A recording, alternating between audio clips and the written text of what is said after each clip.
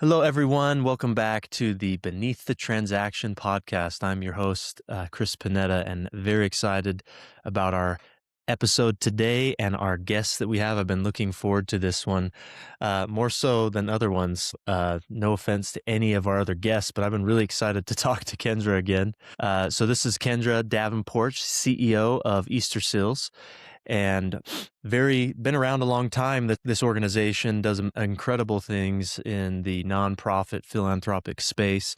I'll let her share a little bit more about that, and her background is also incredible too. Today, I'm specifically eager to jump into what helps us move beneath the transaction in we'll call it an industry or a space that inherently is, there's so much in the world of philanthropy in the nonprofit space that is deep and meaningful, yet the transaction can consume everything that we do, from funding efforts to you name it.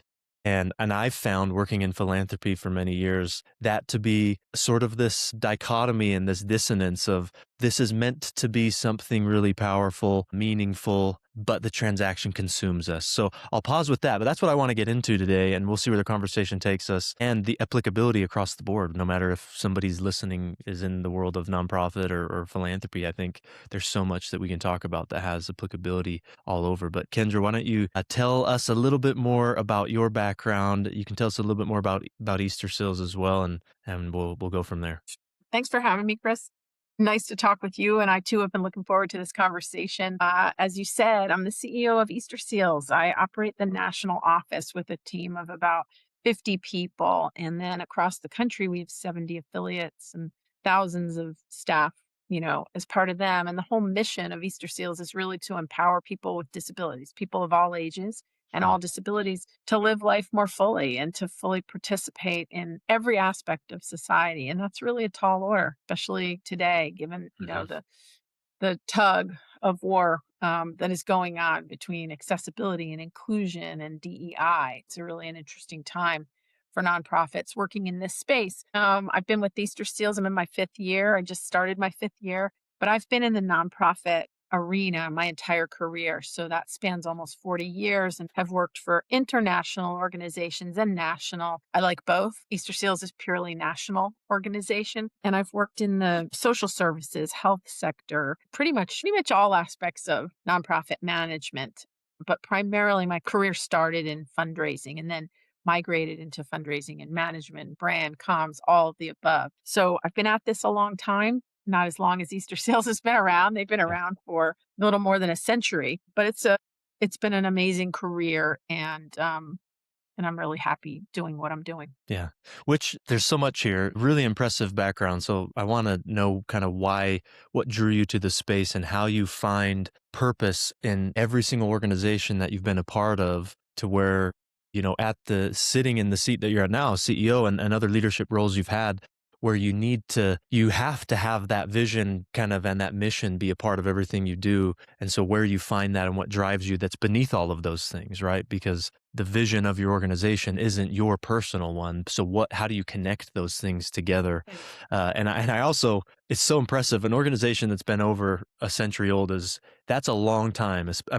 20, 30 years is a long time for an organization nowadays, but specifically over a century is really impressive. So I have another question around that, but tell us what really drives you, why you got into this space, and how you ensure that connects to every role that you have. Honestly, Chris, I fell into the space by happenstance. I was looking for a job right out of college. My parents made it clear, you're the oldest of four. Our job is done. Go out, get a job, support yourself. Yeah. And I fell in. I started working for a children's museum, one of the first tactile museums in development. And if I'm really being 100% candid, I didn't even know what development was. I remember my father saying, well, what are you going to do? What's your job? And I said, I'm going to work in development. And he said, what does that mean? And I said, I don't know, Dad. I don't know. And he said, oh, that's good. That's good to know, Kendra. So I did that. And I had the really good fortune of working for someone who was a tremendous mentor. So my first job out of college, she really instilled in me the need to do something that gave you purpose. And she said, anybody can work for a bottom line, and she was a big fan of mine. And to this day, I think of her really fondly, because she'd say to me, You're Yeah. very bright. You can do a lot. You can go chase money. And at the time I got out of college in the late 80s, money was the thing. People were Mhm. getting out and at the time walking into what was then an awful lot of money, Yeah. jobs that paid 50, 80, $100,000. And, Wall Street was so prominent. And she said, "You anybody can do that. It takes a little more to dedicate yourself to something that's more meaningful." And, honestly, Chris, also my faith. I'm a devout Catholic, and my faith has ebbed and flowed, like Yeah. most people's do, but I've always really believed to be a good person and a good Catholic, I needed to live my faith. And I loved the intersection of work and my life, right? Working for something that is meaningful to me and is helping people. And the more I did it, Chris, the more I realized I couldn't go into the private sector. Nothing wrong with the private sector. I don't mean to be critical. I've had many opportunities to exit the nonprofit world and go into private sector work. And I really had to think long and hard about them, especially when I was paying 3 college tuitions. Um, but it just was never for me. And I think of all of the organizations I've worked for and had the really good fortune of working for, all of them did meaningful work. And whether it was, focus on, Hmm. reducing infant mortality or remediating AIDS or providing surgery for people in need who couldn't afford it, or doing what I'm doing now, really helping pave the way for Hmm. people with disabilities to realize their full potential. All of it is feel good work. It's not easy. Yeah. And working in the nonprofit sector is never really easy because it's right. It's about the transaction. And I think there's a lot there because I think it's costly to work for a nonprofit. It's costly emotionally, and it's costly because you have to make certain sacrifices. You're not going to make financially the same money in most jobs that you would if you were doing similar work in the private sector. You're not going to advance as quickly. Mhm. There's a ceiling in nonprofits that's very real. And yet at the end of the day, I have to say most of the people I work with feel really good about what they're doing and we Mhm. believe in it. And I think that's the richness and the thing that has kept me in this game for almost 40 years and keeps me still, thinking there's more to do, there's more ways we can help, and there's more ways to have others come to the table and support this initiative. Yeah, there so many things to highlight there. We're not gonna be able to get all of them, but I love that journey that you've been on. Foremost, the importance of mentors. You named that individual of helping us in that journey, and I don't know anybody that's gone on the journey of transformation, we'll say, and hasn't had really important people or mentors come in their life at certain times. And transformation being these fundamental shifts that we go through in our life or in our families, organizations that move us towards our positive potential. That's kind of how I define transformation. Different than change, because change can be manufactured or forced, or you can gather change through compliance. But transformation is something different to me. It's something that doesn't have parameters or boundaries, and you can't control it, and you certainly can't force it. And so that's why, this saying that I talk about in the book a lot, and that I talk about when I speak and work with people, is transformations caught, not taught. And in our research, we had to understand, okay, what is helping people catch transformation in this journey throughout our Leadership Institute? Because people were clearly catching it, and amazing things were happening. And that's when these 7 conditions came to bear. And you've been touching on so many of these without saying the words: purpose, commitment, common language, vulnerability, consistency, deep trusting relationships, and safe space. When you're talking about the dichotomy between the for-profit and nonprofit space, something I've encountered quite a bit working with nonprofits is, again, the work. No offense to for-profit folks, but the work sometimes, like you said,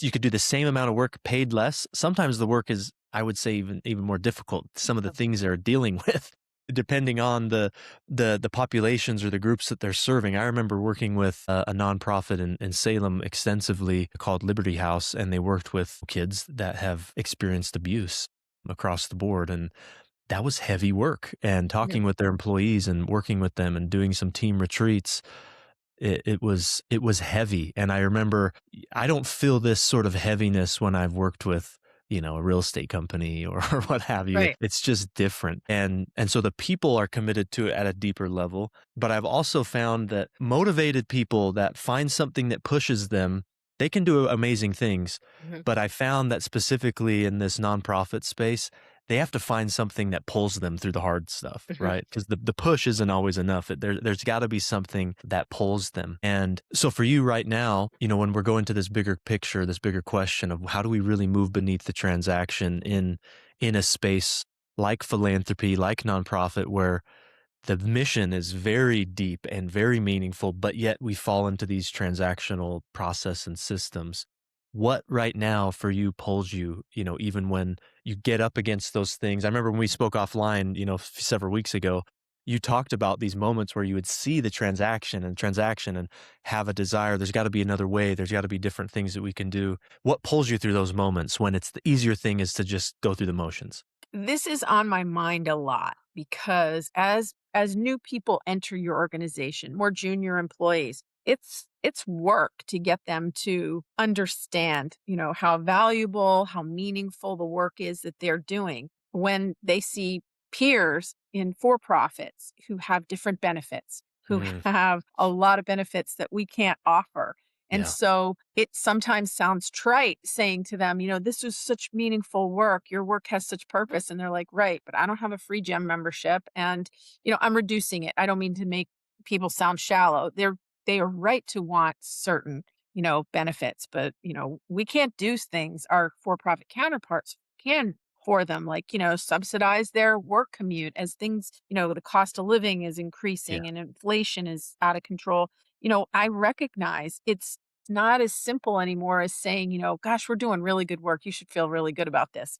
Yeah, I do, but I also need to pay my rent and I Mhm. want to move out of my one bedroom and I want to get a new car and I want to start a family. All of those things are real. So, how do you get people to feel the way I feel now? And I didn't always feel this way, right? Because we our life evolves. And when you asked your first question, how'd you go into this? I think back and I can remember people saying, "Well, what are you going to do when you graduate?" And I think, I hate that question because I have no idea what I'm going to do. I have no Yeah. idea. Nor did I think I was going to have a 40-year career. I honestly, somewhere in my mind, thought I was going to have this Ozzie and Harriet life where I'd work for a while and then I'd become a mom and then I'd want to Mhm. stay home and just take care of my children. And it didn't work that way. And I found that wasn't who I was. So, how do Mm. we make it? How do you make people want to come to work and stick with it through what you aptly described as a really challenging time for nonprofits? You look at what happened to USAID. Now that's a government agency, but doing a lot of work with NGOs and nonprofits, and those people are all out of jobs now. It's sobering to see things like that happen and to see more and more NGOs go under because they just aren't sustainable. And what I think I've found, and I don't think there's any magic to it, I just think you have to make the work culture so warm, so supportive, so open, so accessible. And you have to constantly work at it. It's not like you can set it and forget it. And I don't always agree with what my younger team indicates are the things we should be doing. But I try really hard to put myself in their shoes and to consider how frustrated I am when I deal with people who are closed off to change or innovation or doing something new. And I think that's a trap many of us fall into as we get more and more senior in our career, we get used to doing things a certain Mhm. way, and we get tired, Chris. We get Yeah. tired of innovating and changing and listening to new ideas that we Mhm. heard maybe years ago, applied, didn't work then. We don't, we're not Mhm. as open. So it's hard, but I never want to be that person. I want to be constantly learning from Mhm. younger people that are in our workforce, and I want them to come to work and think, this is a great place.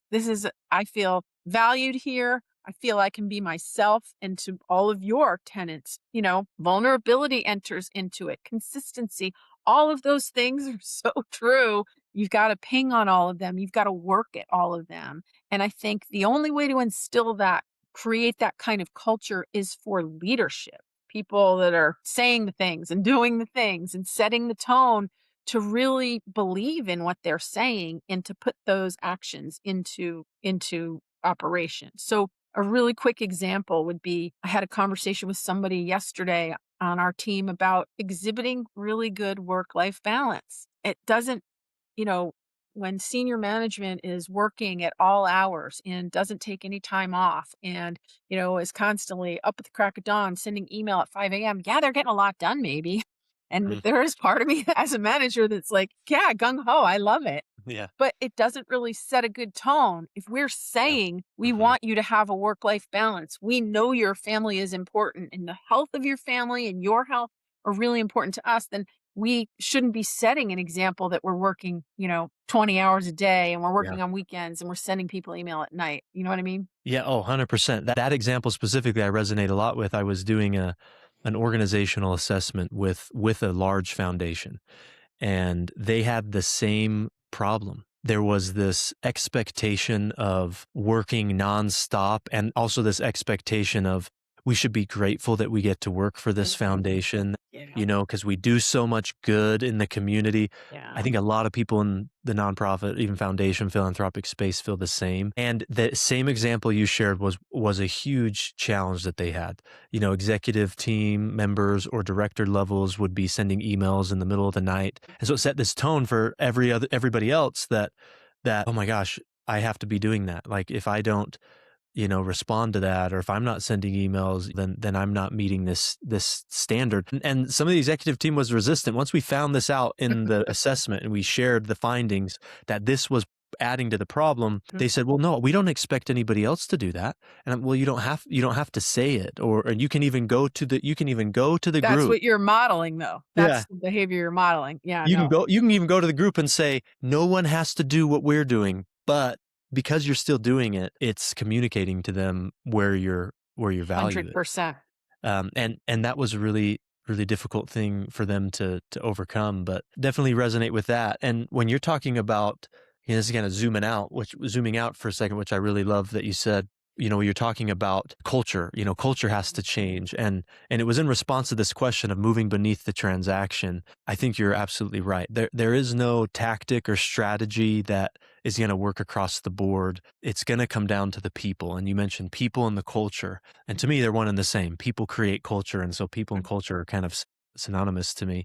But then you went even a step further to the leadership. It starts with Mhm. leadership. When we were doing our work in our community and we had this vision of community transformation, we realized that, well, that's not possible unless organizations that make up the community go through some sort of transformation, unless they're part of this journey. And that's when we discovered, well, let's get leaders from all sectors. Let's get business, government, Mhm. nonprofit, faith community, education.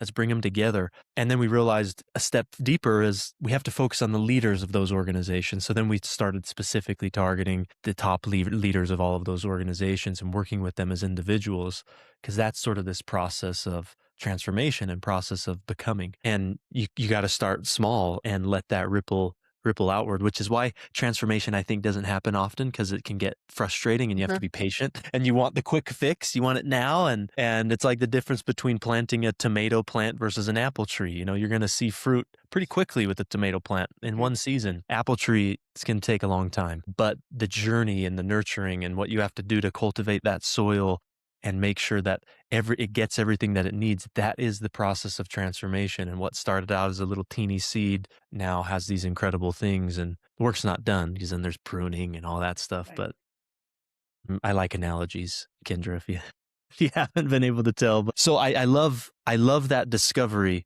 So tell us now two things. What is the philosophy that you lead with that maybe you don't say out loud that helps instill these things you're talking about? What is that philosophy? And then what are some very practical things that you do to help deploy that and enact it or implement it? I think, again, I go back. Someone asked me recently, who was your biggest mentor? And I think it was my dad, because my dad said a few things. He was not a really verbose person, but when he'd talk, I'd really listen carefully. And one of the first things he said to me, I'm very, very young in my early 20s, I was calling, complaining about the culture where I was working. And he said, what's the problem? What's the real problem, Kendra? Is it this so and so said something about you and or that you can't control the narrative? Or is it that you think they don't like you? And I said, I think they don't like me. I think they think I'm too opinionated and too Yeah. this, too that. And he said, no one needs to like you, Kendra. If you make friendships in the workplace, that's gravy. What they have to do is they have to respect you and you have to respect them. And if you achieve that, you'll be able to work with anyone. And if Mhm. you go into work and think, I'm no better than anyone else and nobody's better than me, and that levels the playing field for you, you'll have an easier time. You're chasing something that you don't really need to chase. You just need to focus on your job, focus on you, and respect the people around you. You don't have to be their best friend. And I said, but you seem to like everybody you work with. And he said, well, I'm in a place in my life where I do enjoy the people I work with, and you'll work places like that, Kendra. You're just not in one right now, but you're also really, really young. You need to get some experience under your belt. And all of those things have stayed with me, Chris. And I want people to be happy. I want people to create friendships. And I've found over the years that while that advice really resonated with me, and I believe it to this day, I try very hard to treat everyone the same way, right? Respect the most junior employee same way you respect your peer or someone who's even senior to you. Uh, but where I guess I differ from my dad a little bit is that I believe to get the most out of a team, if you're a leader, you need to know them. You need to, like you say, you need to develop relationship with the person, Mhm. not just the professional that works alongside you or works on a team you manage or, you know, reports to you in, some tiered fashion. Yeah. And the blurring, I call it the blurring of a line between your professional and personal relationship. There are people that I work with and have worked with in the past who really think that is a bad idea. That you don't get to know, don't develop too personal relationships. It's very hard to manage people when you know them personally. I completely eschew that advice. And I think if you have developed a friendship with someone you work with, that is gravy, but it also is incredibly helpful to whatever it is you're both doing. Because when people believe they're seen and understood, then a little goes a long way. So a little corrective action goes longer than, heavy-handed action with that person because they know where it's coming from. It's coming from your heart. When you see that person mess up or drop the ball, you don't immediately suspect malintent. You think what's going on in their life that might be influencing them at work and how can I give them a little grace? I'm not saying every instance, Chris, you have the luxury of, going through these machinations in your head, but it's what you lead from and what you lead with when you know the person. And you don't develop the same level of intimate friendship with every person you're working with. And you can't. And some people don't want that. Some people want a very definitive division line between work and personal, and they don't want to become your friend. And that's okay too. But if you make the effort and you demonstrate you want to get to know them, I find that 99.9% of people will open up a little bit and let Mhm. you in just enough so that you see into their life and you see what makes them tick. And you often see what burdens they're carrying. You know, we live in a society that for my almost my entire career has pushed this notion that your personal shouldn't bleed into work. And if you're having problems, you handle them outside of work and you come with your game face on every day. And I think we've softened a little bit, and I certainly think when I think of you and how you move from transactional to, to a place of more meaning and sustainability, it's understanding that people are vulnerable and accepting that vulnerability and creating space for it. So I know I've said a lot there. Let me just come up for air and see if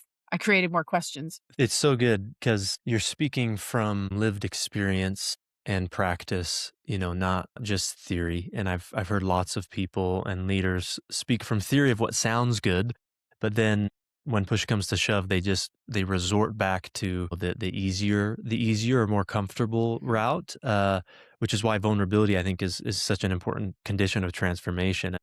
It's fourth of 7, it's right in the middle because it's a turning point that I've seen in most people's journey of transformation is there's always a moment on the other side of vulnerability that that changes us at a really deep level. And so when you're talking about, this line between personal and professional, I've talked about this a lot with a lot of people. And I think inherently, I don't know what it is about our society, society, what have you, we do create a pretty thick line there.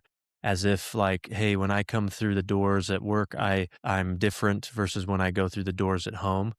And the truth to me there is no strict boundary, you know. I think it's sort of manufactured and we've made it up. And you know, from the first conversation you've had with me, I've been really obsessed with learning from indigenous practices and cultures that are personal to me, you know, especially in the Asia Pacific islands. And they're a much more collective cultures, where here in the West we're very individualistic. And this gets to why those cultures, I think, have lasted so long. And even pre-colonial things mean the same today as they did before colonization, which tells you a lot. If something can make it through colonization and still mean the same thing, it means they couldn't take that piece of identity away um, during colonization, which means, okay, that's a really powerful principle that they weren't going to just let go of, because a lot was lost during those times. And specifically in the Philippines, there's a term that I write about and talk about a lot called kapwa.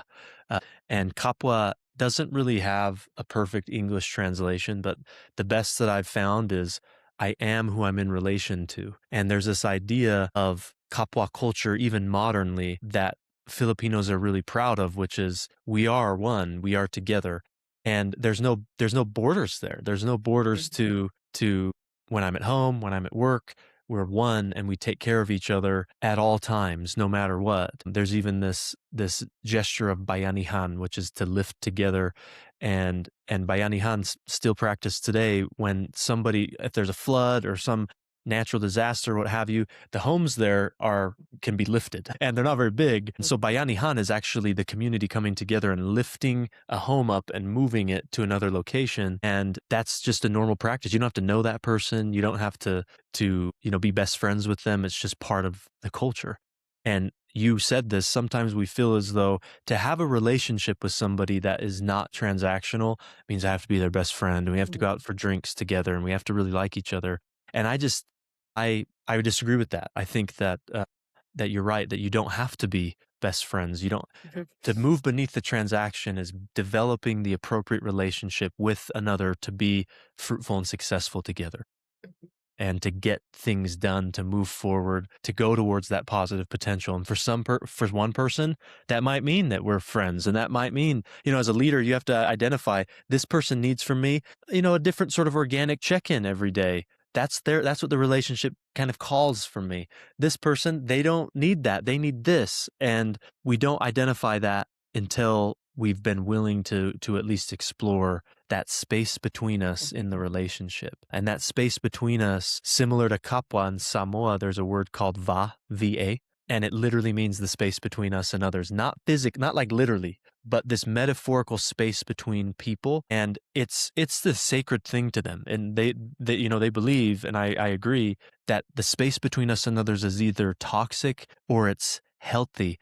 And they will go to great lengths to ensure that it's healthy, even if they don't like each other. There's this practice in Samoa still today called ifonga. And ifonga is, if I wrong anybody in my community, whether it's my like neighborhood community, work community, church community, doesn't matter. Anybody that I wrong, the family, so let's say I wrong you. And sometimes the wrong is tragic. I had an acquaintance that I knew from Samoa where it had to do with one member of the family taking the life of another member through an accident, under the influence accident, driving a car. So it was severe. But still, this practice of ifonga is something that's normal to them, because they care so much about the va. They care so much about the relationship. And so what ifonga is if I wrong you, let's say I wrong you in some way, it's the responsibility of my family and my sort of kin, my close family, to go to your home, and on your lawn, let's say, in front of your home, we would lay ourselves on the ground and cover ourselves with what's called a tapa cloth, which is kind of a sacred mat, special ceremonial mat. We cover ourselves with that mat until you and your family come out and remove that mat and say that we are okay again. It doesn't mean we're best friends. It just means that we have taken care of the va to the degree that the space between us now, we can move forward together. And that's a literal practice. I haven't come across a practice that's that intentional about making sure that the relationship is healthy. Imagine if we did that in the workforce, not literally laying ourselves in front of people's offices until, but what if we were so intentional about making sure that relationship was where it needed to be, that we started creating, organizational rituals and practices to ensure that we're okay. Because oftentimes in the organizational space, if I don't like somebody, I kind of avoid them. I walk down the hall differently. I avoid going to this, to the Mhm. break room at this time. And, I sit on the other side of the conference room table when they're in there, and I just don't care about that space between because I'm like, well, they're not my personal friend. Yeah. They're not in my life. I don't have to live with this person. I'm just going to tolerate them. And that's so toxic that we cut ourselves off Toxic, and it's so much more work. more work and we limit our potential greatly.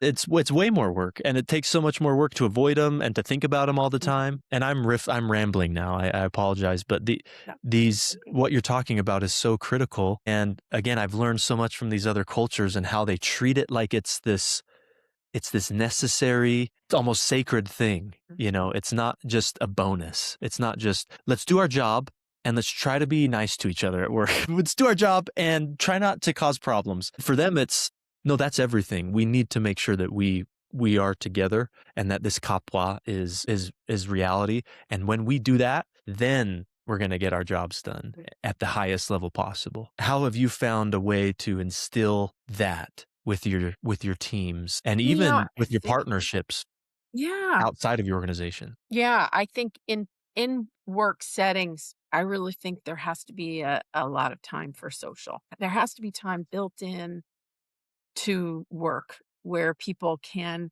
put work aside and get to know one another. And it is hard. It's hard to carve out that time. It's harder now that we are a hybrid Mm, workforce.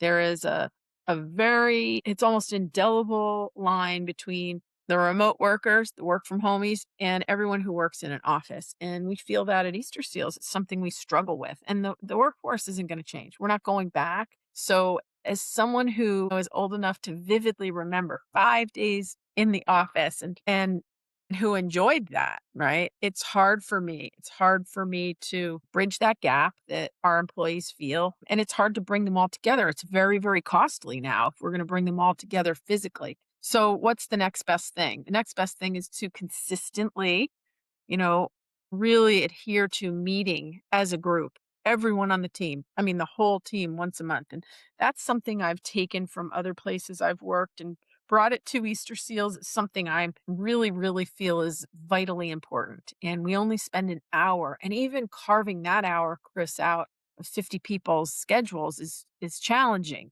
So how do you get them to buy into it? Well, for the first year at Easter Seals, I arranged all those meetings, those monthly meetings. We call them a monthly forum.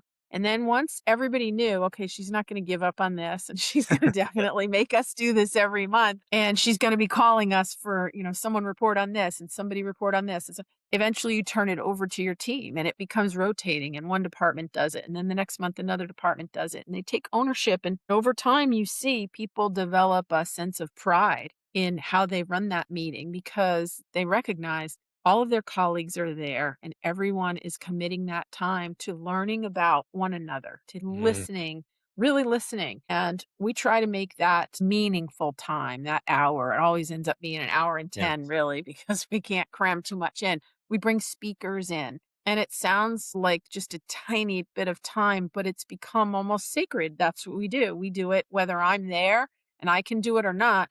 We do it once a month. And then we get together in person. And when folks come into Chicago, which is where we're headquartered, I really make an effort to have as many people be in the office as possible. Like your Yeah. colleagues are coming in, please make a commitment, please come into the office and they do. And then for those folks that do make the trip in, I really like to have them, time with them outside the office, going out to lunch, going out to dinner, or coming over to my apartment. And I know that's unusual for a CEO. And I know there are people who find that I have crossed that line and that is not appropriate. And I'm Yeah. sorry, I completely, absolutely 100% disagree. I think if you are a leader and you're in a position I'm in where you are the top of the national office. You have a network beneath you, people who are looking to you to lead the organization, not compel them, not push them to do things, but to lead, to have a Mm, vision and lead. Then they need to know you. And I also think you have to be a giving leader. You have to, if you want people to commit, you really want them to do their best all the time. And like we were talking about before, you want them to dig in and stay and enjoy where they're working, then they need to know you. And I'm sure there are people on our team that think, oh my God, will she ever shut up about herself? They know me, the good, the bad, the ugly. They know when Yeah. I'm having a bad day. They know what I'm doing on the weekend. They know how I feel about politics. They know I'm a Catholic and I practice, my faith. They know if the opportunity presents itself and there's a need to have a senior meeting, we'll have it at my apartment. And Mm, and I prefer that because then I can cook for them and yeah. I can host them. That that act, I think, to me is very, very powerful and meaningful Yeah. because I don't think I ever worked for a CEO that I knew on that level. But if I did, those that I really respected, I'd probably do even more for. And I Yeah. probably would be, when I think back to a few of them, I would have been fascinated by that. And Mhm. that would have made me want to do more for them, to impress them, to like them. And that's not really the gist of why I do it. I do it personally for me to get to know them better and to break down barriers. And I really believe that socializing like that, eating meal together prepared by somebody like your boss or a colleague is cathartic. It really it has a way of permeating those barriers you and I talked about Yeah. that people put up when they go into the office. And I also, something you said made me think of this. We are conditioned to go into work and not be ourselves, to leave, as you said, whatever you're dealing with personally at the door and then become a different person. And I was recently reading about, one of my children sent it to me. It was a post and it was about people who cry easily. And long held belief was that they were somehow weak or emotionally Mhm. fragile. And the truth is the exact opposite. They're actually very strong. And leaders who cry easily, whose tears come to their eyes when they hear about something that's moving or emotional, it's really that they're processing emotions very, very rapidly and that they're honest about their vulnerability Mm. and thus more trustworthy. So my daughter was making light of it and saying, "Mom, you cry at, commercials. So this must mean you're really a Yeah. strong person." And I kind of laughed about it, but I thought about it and I really believe that. I believe Yeah. if you're emotionally available, and I know that sounds a little trite, to people around you, they're gonna trust you. They're gonna innately trust you more. And I think just like people who swear a lot like I do, that's how I tell myself, okay, I'm not that's such a terrible person because that signifies honesty.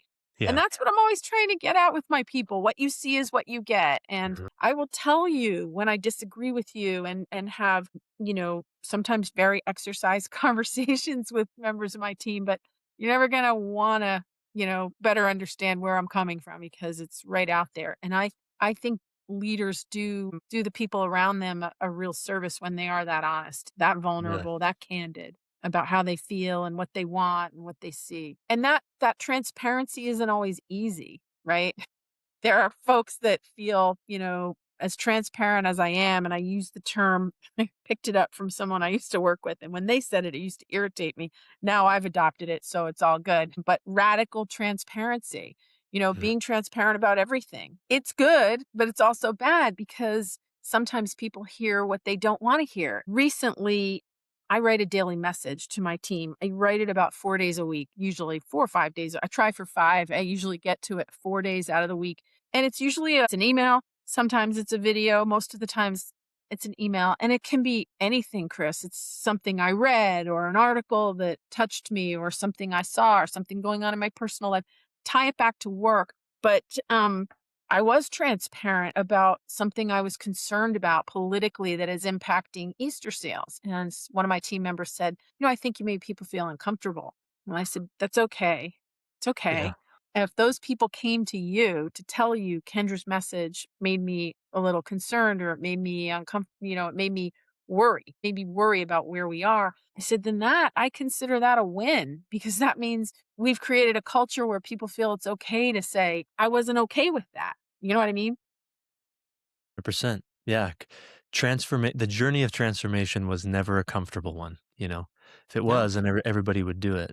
That's a great metric that you just pointed out. The fact that people are open enough to say that and is part of it's telling of your culture. And there's a few things I want to address, and then we'll close up a little bit with the idea of outside of the organization. And I want to come back to that when you talked about vulnerability and being able to cry. I'll share a quick example when I get there. But first, there's a few other things that you said. I first have to just say, I really admire your leadership and what I'm learning about it. And I personally have this sort of metric in my mind. Been very blessed to work with lots of different leaders as kind of a partner and an advisor, and serving for a little short time as an executive leader myself.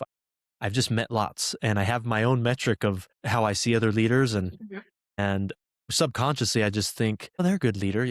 I admire these things about them. But the highest level metric that I have personally, and this is just Chris's mind, is when I hear a leader speak, or I kind of get their energy. If I feel like, wow, I want to work for that person, that is like the highest compliment I can give. And I feel that as you're talking, I feel like, wow, she would be a great person to work for. But I love everything you said, and that you go outside of the norm, because transformation requires that. We can't just follow this rote, well, everybody does this transactional things. You're exploring this space between us and other people, and how do we break out of what's normal? And there's this diagram I kind of draw for people to talk about what it means to really, explore this space between us and others. I kind of draw two stick figures and this sort of hyphen, this line between them. And there's three different things going on here. There's the individual, which is us. There's the other person or people, and there's a space between us. And then I do a circle around all three of those things separately. So the circles are touching, but there's no overlap. And that's how we typically like it to be. That's what transaction Mhm. tells us to be. Well, Yeah. we're all, this is what happens in the relationship, and this is me and this is them, and we don't Mhm. cross those lines. But something amazing happens when we move beneath the transaction and we really start to move in this space of vulnerability, these deep trusting Mhm. relationships. Is those three circles now kind of become like a Venn Mhm. diagram, and the overlap that's happening is our giving of our own humanity. That's why I love when you said, I tell them about myself, because it's not a Mhm. one-way street. You can't just sit there and ask them questions about them, and then you still be a mystery to them. You're exposing yourself to them, even in ways that if somebody wanted to, they could take advantage of that. But you're taking the risk of vulnerability by, I'm exposing myself to them to some degree, because that's what it takes to develop these relationships. And I really love that part of it. And I also love the organizational ritual, I'll call it, of these meetings. Reminded Mhm. me of something that we did in groundwork when we'd have leaders come together every single month.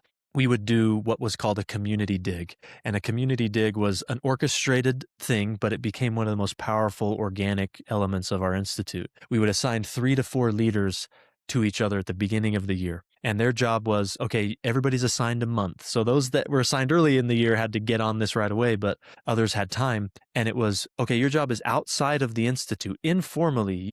You all go get to know each other at a deep level, not just like, hey, what's your friend, sharing resumes, but really get to know each other at a deep level. A lot of people would go out to eat. Some people went to the zoo. They'd go to like do an escape room. We didn't say what they did, just get to know each other. Some people just have each other over to their houses. And again, these are like elected officials, nonprofit leaders, Mhm. CEOs, but the goal was, really dig. And when you're with them, you have to dig, because when you come back and it's your month to present, you're introducing them, right? So if you and me were paired, you would tell the group about me and I would tell the group about you. So I was motivated to understand, who's Kendra, what is she passionate about? What does she really care about? What's her story? Mhm. Because I was then telling the group about you. And then everybody would listen and everybody could ask questions. But I'll tell you, the room, people get on their feet. So people would sit on these chairs up front and everybody would get really close. And it became like this kindergarten story time almost. Everybody was so enthralled in it. And we would do evaluations and assessments every year. That was always one of the top rated kind of things that we did, Cool. because people loved connecting like that. And then there was trust, and this added to so many amazing moments that we would see. Elected officials on opposite sides of the aisle becoming friends, going out to lunch when they would never dreamt of doing that before. One example, this is the tears example I thought of, nonprofit leaders that used to they were cordial with each other in public, but they despised each other. Went after the same funding dollars, huge nonprofits in the community.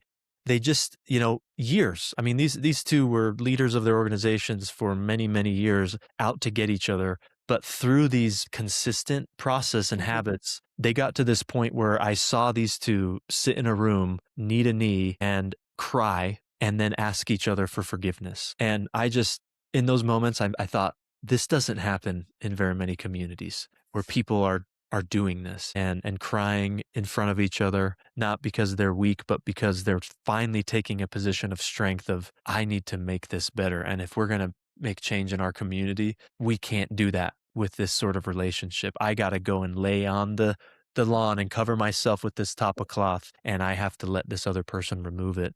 And it was one of the most beautiful things I saw, where these two came together and simply just said, will you forgive me? I have tried to destroy your reputation for many years, and I can't do that anymore, and I'm so sorry. Will you forgive me? It was incredible. What last couple questions. Well, if you have any response to that, that's great. Anything I shared, I'd love to hear it. But how have you applied some of these same, we'll call them rituals, rhythms in your leadership and your organization externally with partners and stakeholders that are outside of your organization? I think similarly, I try really hard to get beneath the transaction by showing people who I am, by and trying to find out who they are. And some nuts are harder to crack. But Yeah. I recently, maybe, I don't know, 6 or 8 months ago, I had a speaking engagement. And after the engagement, after I spoke, someone in the audience came up to me and he started to talk to me and said, you really spoke from the heart. Like, you can tell it's unvarnished. Your answers just come right out. And that's dangerous. And I said, Mm. yeah, it is. Transparency is a double-edged sword, but I sleep really well at night. And he burst out laughing and he was like, that's the best response. That's the best response. And then he said a couple other things. And I just thought, well, I said at one point, I think you and I are kindred spirits. And he started laughing and said, we need to keep this conversation going. He said something, I'm paraphrasing, but it's something like, and then you can see how really weird I am. And I love that. And so that's become a thread in our conversations going forward. He'll say, it's weirdo so and so, and I wanted to know what you think about this. And I want your unvarnished opinion, Kendra, about this. And it's usually about politics, but we hadn't known one another, Chris. We didn't know one another prior to that encounter 6 months ago. And now I think we both have so much deeper reverence Mm. and respect for one another. And a lot of it is because we have a lot in common. We were Yeah. raised in similar cultures, and our family values are the same. We're both Catholic. We talk Yeah. about the craziness of that. And politically, I think we're like minded. Yeah. So it's become such a nice relationship. And through him, I'm working with other people, and he's opened his network. And that naturally happens, but it doesn't happen unless you are willing to open yourself up, right? And I think you do that only honestly when you're a secure person, because insecurity, I think, prevents people from being transparent, from Mm. being themselves, from opening up, from being honest with people around them. And people know when you're not being honest. They know when you're holding back. They know when you're reserved, or you're keeping that, as my old boss used to say, you're keeping your powder dry, you're keeping your powder dry, and you're not fully engaging. Yeah. And I think the last few, maybe it's the last 3 jobs I've had have been what I refer to as turnarounds. You're coming in, the Yeah. organization is not performing, or they're in the hole financially, and now turn it around, Kendra. You can only turn things around if you have everybody rowing in the same direction. And I think getting to that point where people trust your leadership, they trust your vision, they trust one another enough to do that takes a lot of work. It's not the fundraising. The fundraising comes, the money will come, but people only give to organizations they believe are really strong and solid from the inside out. And I think the only way to become solid is to invest in your people. And I don't mean just financially. I mean like what we've been talking about. Invest in getting to know them, invest and let them see into you what makes you tick and what makes you worried and what keeps you up at night and what makes you cry, what makes you, Yes. bring tears to your eyes, what makes your voice quiver when you're talking to them about something that's important. And when they see you, it's really hard for people to turn a shoulder to you and say, "Well, I'm not down with that." Because even if they don't like you, it's hard not to respect someone who comes from that honest, Yeah. candid Mhm. position of transparency. And that, really gets at the heart, I think, of what we're talking about today. You want to make life less transactional. You want to get beyond just, you give me this, I give you this, and then we part ways and make the relationship sustainable so that it's more than that. They're getting more out of it emotionally, and they're emotionally connected to the work, then you need to bring them in. You need to show that you want to learn more about them Yeah. personally and what motivates them and why they've stayed with their company or their Mm. organization for 20 years and what their family is like and what they're dealing with, what burdens they're carrying. All of us carry burdens that no one knows anything about. And not everybody needs to share what those are. Just having enough empathy and again, an acceptance of vulnerability to recognize that if somebody's having an off day, it might have nothing to do with you or work. It might have more to do with what they didn't bring into the office, but with what they're dealing with at home. Yeah. Whenever you speak, I have dozens of different things I'd like to dive into. Obviously, we're wrapping We'll up, have to talk again, Chris. but I love what you said about, that people aren't always going to like you, but they will respect you and appreciate you as a leader when you are doing things the right way. We're not perfect, and I resonate with the turnaround piece. When I got into healthcare, the first building I was made CEO of was failing for 2 years straight. The large kind of mother company I worked for had acquired it 2 years. They were in the red. The only reason they were afloat was because other buildings' profits were paying for the losses, and Mhm. so it was a huge strain, and they had other leaders there, other administrators, CEOs there that tried to turn it around, couldn't turn it around. The guy before me specifically had been in the industry for many years, over 10 to 10, 12 years, knew the industry inside and out, was a financial whiz. Um, didn't turn. And so the owners of all of the company thought, well, Chris is a culture guy. Let's see what he can Mhm. do. And Yes. and so I went in there, and I am not a financial whiz. I know enough to obviously, be proficient as an executive leader. I don't know much clinical pieces. And this is post acute care, right? A lot of skilled nursing and rehab and just idea of the number. I mean, red for 2 years, got a couple profitable months, but it was all by accident. It was nothing was really going well at all. I walked in and people didn't talk. Meetings, only a couple people showed up when all department heads are supposed to be at like a daily stand up meeting. Let's say two people were there. Tough. Everyone was pretty quiet, reserved, and I had my work cut out for me, right? And I just leaned in the basics on the clinical and financial stuff. I'm no genius there. I Yes. didn't do anything different than any the other people before me did. But what I did specifically culturally is I leaned into these 7 conditions were fresh from the research, applying them in all these different organizations. But now I'm the one in the chair. I'm the one making decisions. I'm going to build a culture around these 7 things. And in 1 month, we turned our profit by almost 200%. We were negative 60,000 the month that I got there. The next month, we were positive 50. And then we just kept going up from there. Turnover decreased by 50%. Some of our key operational expenses were decreasing by 50%. Mhm. Agency, for example, in healthcare, that's a big thing. All of these things started changing, and the president of the company and others were like, "Hey, what's going on here? What are you doing, financially?" And I'm like, "Well, I'm just doing everything that y'all tell me to do as best practices, but this is what I'm doing culturally." And they appreciated it, but nobody was really paying attention to the simple Mhm. things. The first thing I did was focus on purpose. They didn't have one at this location. This whole facility didn't have one. It was like, well, we just take care of people here. I'm like, that's really great, but we need to be really specific and we need to define this. And so my first month was meeting with department heads and other leaders and trying to understand what what made them come into this industry, and we need to create a purpose here that we can all get behind. And so they did that. It wasn't me. I didn't just sit in a room one day and say, this is our vision statement. They created it together. And I believe it was become a place where every person matters and every moment has meaning. I think that was what they came Mhm. up with. And they started hanging it everywhere, and they started talking about it on their own. And the best metrics to me that things were different, there's all these financial and operational outcomes, but two things really stick out to me that I tried to share with partners and other leaders were like, this is what this place has become. One was one of our janitors, our housekeepers, came up to me one day after an all staff meeting, and he said, you were talking about purpose today, Chris, and I've never been asked like what I care about. Like, Mhm. nobody's ever asked me what my purpose is. I don't know. And I was kind of mad that I couldn't answer that. And I said, "Well, there's no worries. You don't have to answer it perfectly, but hey, why don't you like think about it for a week and then let's check in a week." And so he did, and he came back to me and he said, I realized that I have a purpose, and it's to take care of my wife and to make people smile every day. Like that's my Oh, thing. yeah. And I thought that was great. And then the next week he comes back and he's like, Chris, I just got to say, I've been, a janitor or in a role like this for 20 years, and I've never been excited to show up to work until now.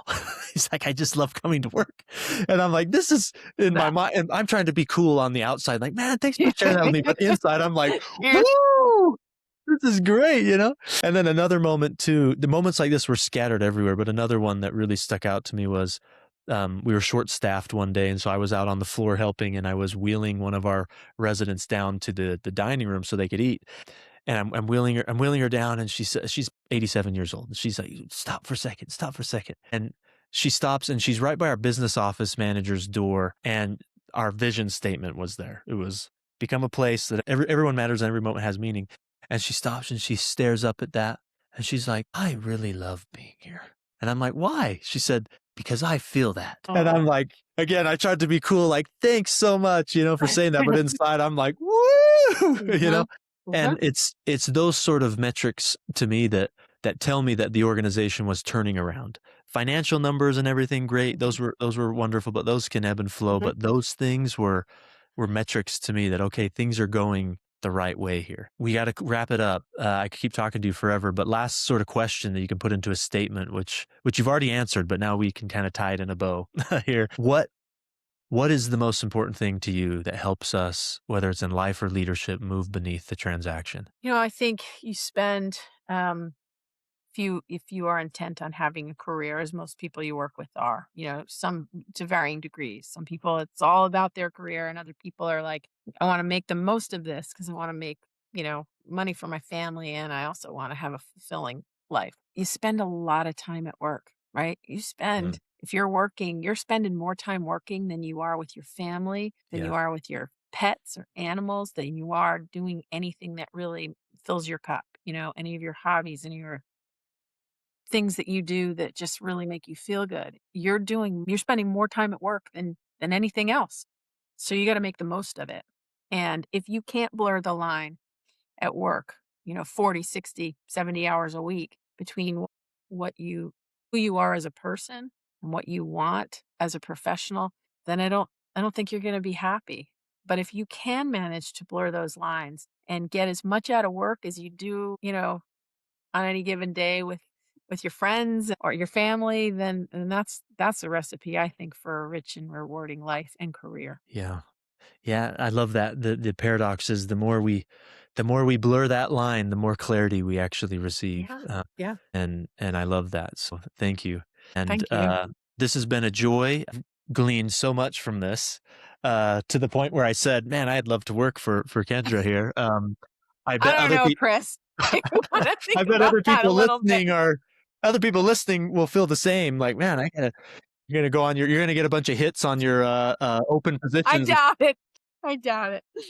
But a thank bunch you. bunch of new applications on open positions. This has been great. I appreciate the opportunity. Yeah, thanks for joining, and anyone who's Really listened, enjoyed it. there's lots that you can pull from this episode. Thank you so much, Thank and you. until next time. Thanks a lot.